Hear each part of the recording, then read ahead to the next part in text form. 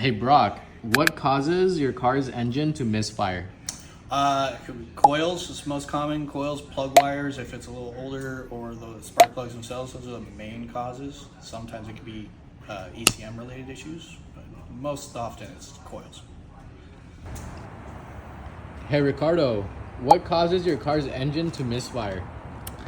That could be a number of things. Vehicle would need air, fuel, and spark.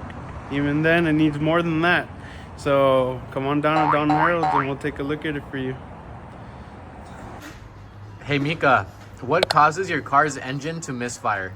Most common reasons could be spark plugs and coils, but some deeper and more expensive reasons can be something really damaging your engine inside.